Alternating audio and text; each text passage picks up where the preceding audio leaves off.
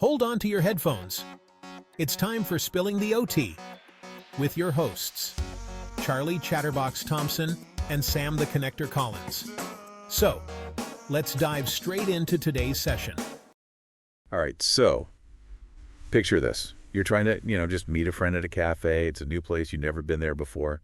But when you get there, there's no way in except for this really steep set of stairs. Oh, I hate when that happens. Right. And then think about trying to use a website, but all the buttons and links are totally jumbled. Your screen reader can't even make sense of it.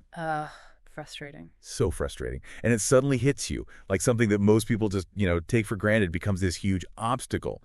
And that gap, right, that gap between what we're able to do and what the world lets us do, I think that's the perfect place to start when we're talking about how our ideas about disability are changing and evolving. Yeah, that's a great way to think about it. And it really sets the stage for what we're going to be diving into today. We've got some super interesting research and articles here that look at how the whole field of occupational therapy, how it's shifting, Yeah. It's not just about seeing disability as something that's within a person.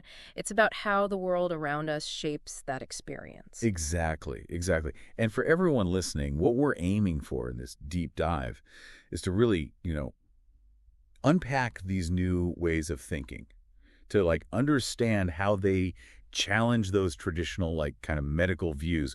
And ultimately, what this means for creating a society where absolutely everyone can participate, truly participate. Yeah, and it's not just one new idea, right? It's a Yeah. whole bunch of different ways of understanding disability. We'll be talking about the medical model, the social model, the relational model, and the affirmative model too. A lot of models. A lot of models. And to give us an even broader perspective, we'll also be touching on some of those big sociological theories, the ones about how society functions as a whole, how we all interact with each other, and how power dynamics play out.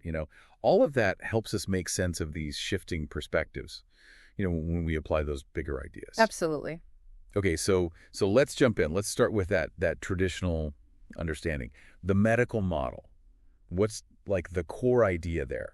So the medical model, it really boils down to seeing disability as a problem that the individual has. It's focused on the physical or the mental impairment. It's okay, we got to identify it, we got to treat it, and hopefully we can correct it, Okay, so it's really about what's going on inside the person. Exactly. It's all about what's happening in their body or their mind. Okay, so I'm thinking if we look at occupational therapy through that lens, it'd be a therapist working with someone who's recovering from a stroke, for example. And the focus would be all about regaining those motor skills they lost, improving speech, all those specific impairments. Yeah, exactly. And that approach, it's led to some pretty incredible progress in treatments and rehab techniques, right? I mean, we can't ignore those advancements. But here's the thing. That's also where we start to see, the limits of that model. Because it doesn't always, consider how the environment or societal attitudes can affect things. Yeah, because, critics will say that by zeroing in on the individual's, quote-unquote, deficit, the medical model, it can end up, even if it's not intentional, reinforcing some pretty negative stereotypes. For sure. Because it becomes about what's wrong with the person, right? And it overlooks those barriers in the environment that, actually prevent them from living, a truly full life. Yeah, and that's a big part of why there's this whole other way of looking at it, the social model of disability. And this one's interesting because it really flips the script. Flips the script. Totally. Instead of seeing disability as an individual problem, it argues that it's actually society that's the main disabling factor. Wow. Yeah, it's the challenge isn't that I'm different, right? The challenge is that the world wasn't built with my difference in mind. I like that. That's powerful. Can you give us a clear example? How does the social model change the way we think about something, that we'd normally label as a disability? Okay, totally. Remember our cafe example with the stairs. Yep. Okay, so the social model would say, a person who uses a wheelchair, they aren't limited by the wheelchair itself. They're limited by the lack of a ramp to get into the cafe, or, no accessible bathroom once they're inside. So the obstacle isn't the wheelchair. It's the environment that's not accessible. Right. So it's not a personal defect. It's like a design flaw. Exactly. And that's a huge shift in how we think about, where the responsibility lies. And how does that understanding, like, how does that change what an occupational therapist might do? Oh, it changes a lot. I mean, they might still work with individuals, on finding strategies to adapt, but with the social model, they're also way more involved in pushing for change at a bigger level, like working to change policies in workplaces, in schools, to make them more inclusive. They might consult with architects on designing buildings, using universal design principles. And, just generally advocate for a world that's accessible to everyone by default. Okay, that's huge. So we have these two kind of contrasting models, right? But it seems like, I don't know, there are probably times where it's not just one or the other. Like where both the person's individual needs and the whole societal context, they both matter, right? And that's where the relational model comes in. So how does that try to bridge those two perspectives? That's exactly what it aims to do. The relational model recognizes that both the person's own experience of their impairment and the barriers they face in society, they're both important and they're interconnected too. Yeah, I mean, it's not an either-or situation. It's messy and complicated. Exactly. And the relational model, it gets that. It recognizes that, it's all this back and forth between those two things. Okay, so give us like a real-life example of how that plays out. Okay, sure. Imagine someone, who's dealing with a chronic condition, like let's say arthritis. Okay, yeah. So the relational model, it recognizes that, individual medical management is important, like medication, physical therapy. But it also gets that their ability to do everyday things, to work, all that, it's super affected by things outside of themselves. Yeah. Like, does their employer give them ergonomic equipment? Can they have a flexible work schedule? So it's not just about individual support. It's also about having those accommodations in the workplace. Both are crucial. So the occupational therapist, in this case, they're not just looking at the person's condition or just at changing systems. They're kind of in the middle, right? Working on both those levels. Yeah, exactly. They're collaborators. They work across all these different systems, to address both the immediate needs and those broader things that are going on in the context. Okay, that makes sense. And then we have the affirmative model, which, I mean, the name itself just sounds so positive and strength-based. So how is this one different from the others we've been talking about? Yeah, you're right. The name really does say it all.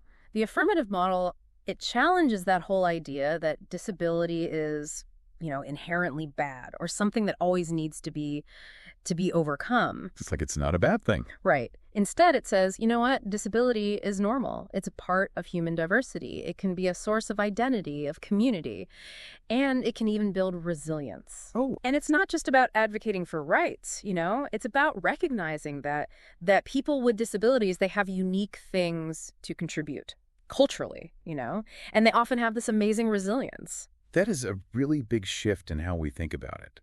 So how would we see that in the work of an occupational therapist? How would that show up? Okay, let's say you've got a therapist working with a young person who has autism. Okay. Now, if they were using more of a medical model approach, they might be focused on trying to minimize those autistic traits. But a therapist working from the affirmative model, they'd also be helping that person connect with the autistic community, to explore their identity in a positive way, and to advocate for acceptance and understanding in all their different environments, like at school, at home. So the focus shifts from trying to make the person normal to empowering them within their own identity and community. It's about saying this is part of who you are and it's okay, not something that needs to be hidden or fixed.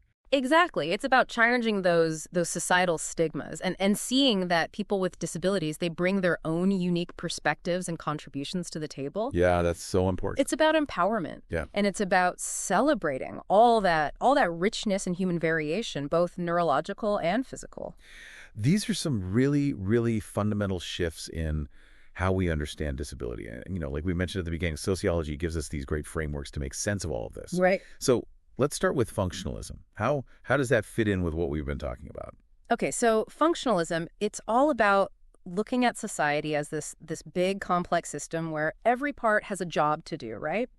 And the goal is to maintain stability and well-being for everyone. Everyone working together. Exactly. And from that perspective, you can see occupational therapists as kind of like fixing any hiccups in the system. Those places where things aren't working quite right. Like they might work to ensure that people with disabilities have access to education, to jobs, so they can contribute to the whole system. Yeah. So in that functionalist view, the therapist is making sure everyone has their place and can contribute. What about interactionism? How does that perspective help us understand these models? Interactionism is all about how we interact, right? How those everyday interactions shape how we see ourselves and how we see the world. Everyday life. Yeah. Exactly. So when we're thinking about disability, this perspective really highlights how important those social interactions are. Things like stigma, how people label each other, how we communicate. Yeah, all that stuff. Yeah, it can have a huge impact on a person's self-esteem, on the opportunities they have, on their overall well-being. So it's really key for occupational therapists to not only be like clinically skilled, but also to be like culturally sensitive, Yeah. to be aware of all those social dynamics when they're working with their clients. It's not just about the physical or cognitive differences. It's about how we treat each other. All right, absolutely. Okay. And finally, conflict theory.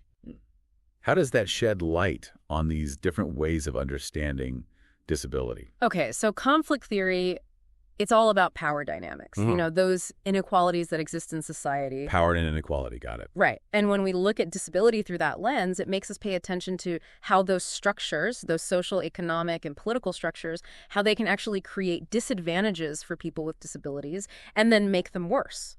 And, even the different models of disability that we've talked about, they can reflect those power structures and what society thinks is important.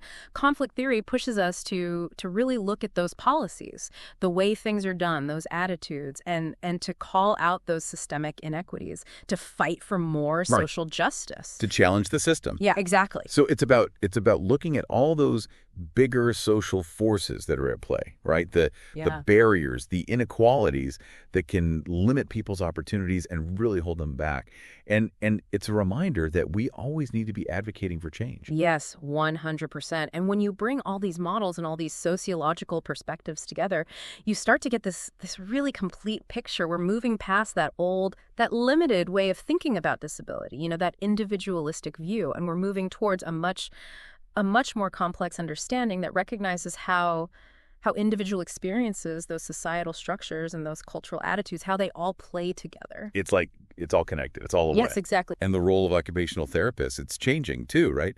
They're not just helping individuals adapt anymore. They're becoming like these agents of change. They're out there on the front lines, creating a more inclusive and equitable world for everyone. It's a big shift. It's not about fixing people anymore. It's about tearing down those barriers that prevent people with disabilities from living their lives to the fullest. Love that. It's a totally different approach. It is. It's moving away from that deficit-based thinking, and instead it's about truly valuing and celebrating all the different ways that humans can be.